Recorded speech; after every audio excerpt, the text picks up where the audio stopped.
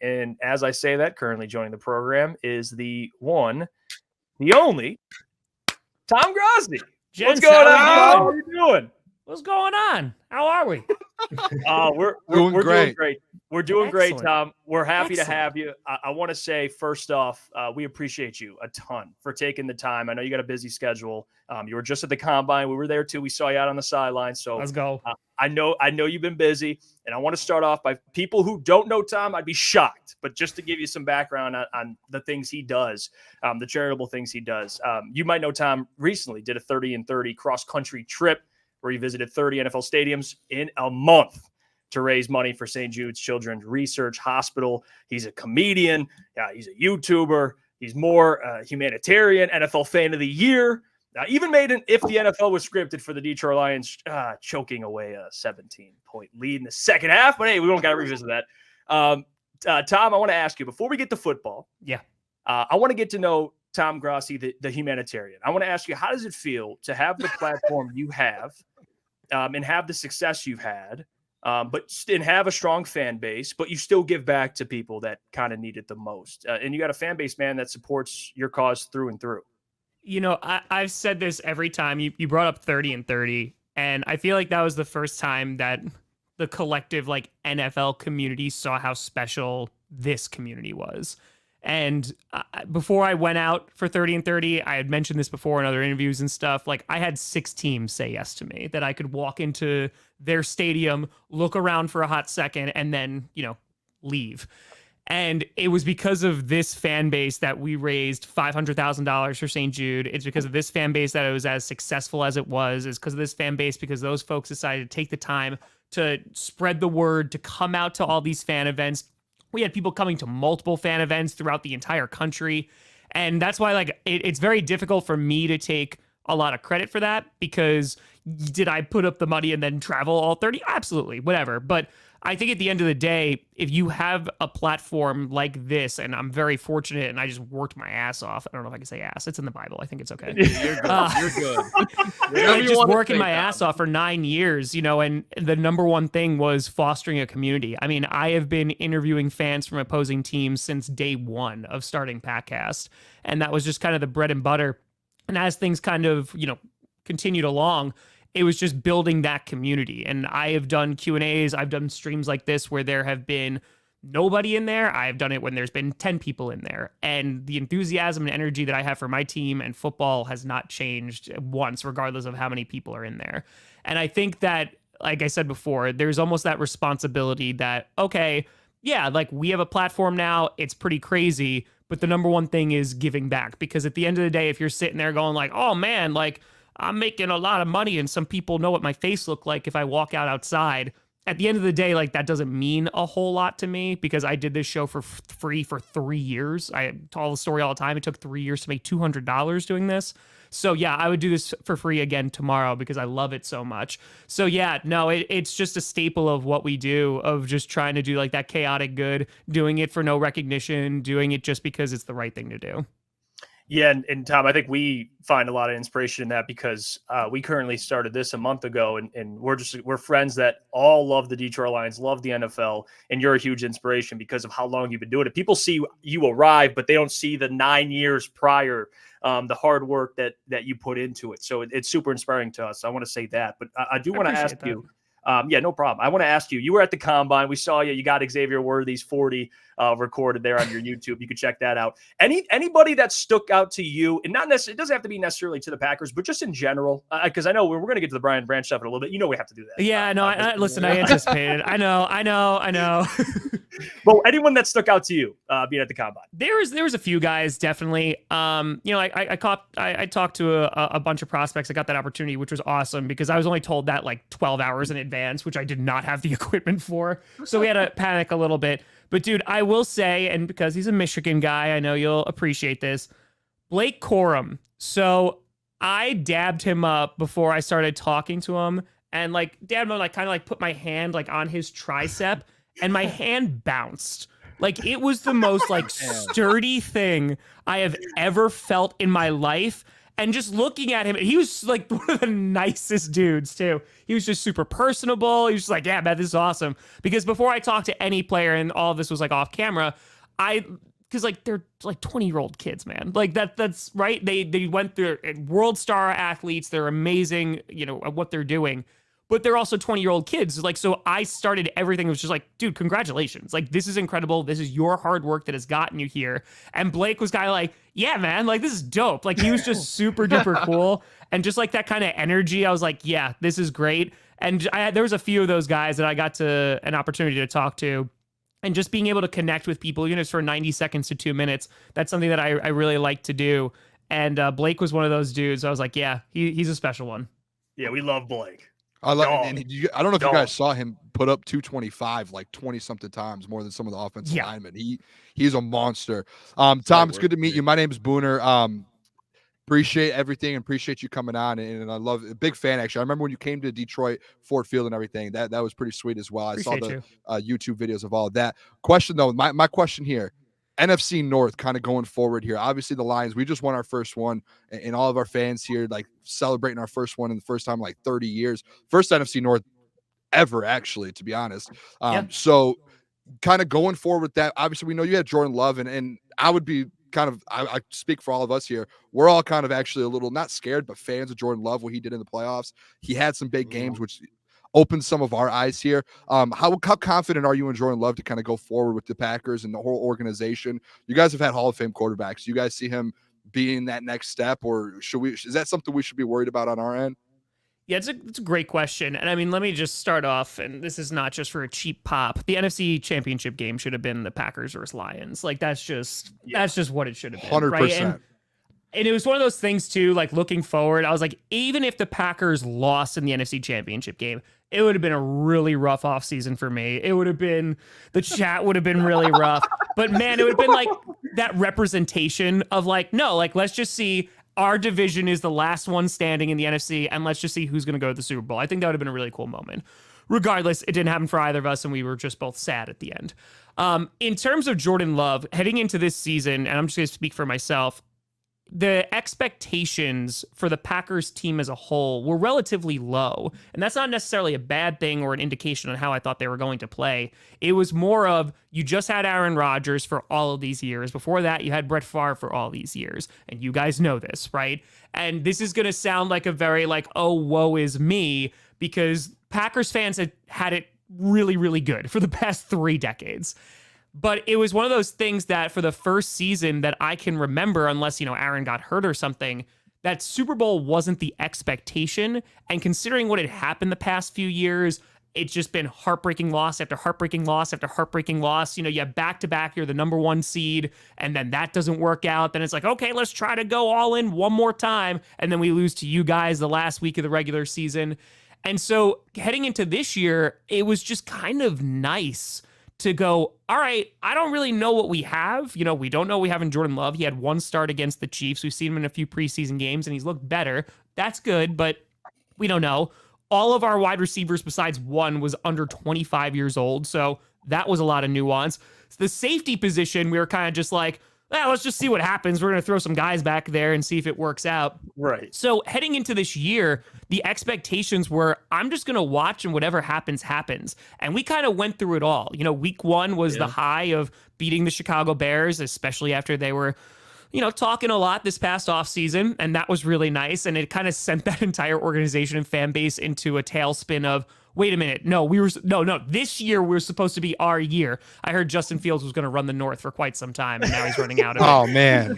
Tell me about that one. Neither here nor there. But going into, like, Jordan Love went through what I anticipated in his rookie deal. Like, there was going to be a lot of ups and downs. And there was times where he did not look good, in which he was throwing, game-sealing interceptions. There was times where, the defense wasn't on the same page as the offense. The receivers weren't on the same page as Jordan Love.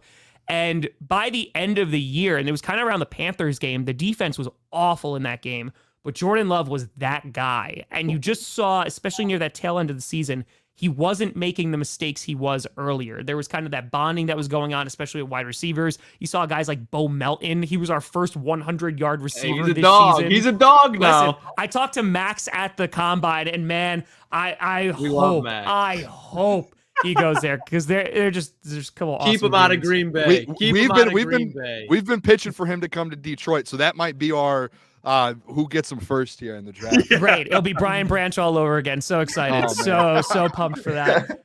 So yeah, so it was that game, the Panthers, that I was like, no, he's our guy. Like he has shown me enough. He's shown enough growth. Does that mean like he's right there? No, absolutely not.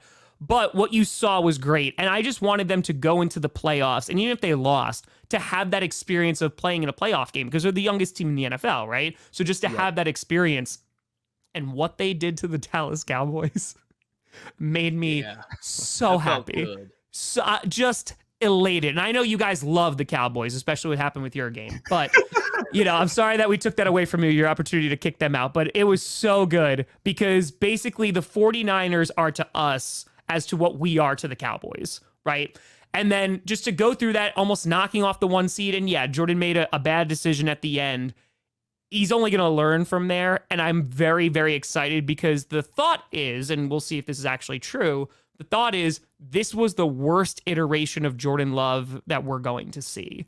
And if that's the worst one with very limited resources, not really a running game without Aaron Jones, receivers super duper young and having to go through those ebbs and flows, yeah, no, I'm really excited. Hey, Tom, you're a legend. I'm grateful and thrilled to have you on the show. I will say that the studio you're rocking with right now, if I were to walk in there, I feel like I'd start breaking out in hives. I think I'd be a little allergic. Burst into flames, yeah. But we've already kind of brought it up a couple of times. The Brian Branch pick. And Jeff, if you can cue up the video, just in case you guys have not seen this. Oh, great. Yeah, let's go to the Tom, tape. I want you to know that rarely do I have videos on the internet that make me like verbally laugh out loud. But this video next to your Jameson Williams one, they truly like made me laugh out loud. So I just want to thank you for Lions fans. When we didn't have much to cheer about, you gave us some joy in the form of these videos. But I just want you to break this down for me.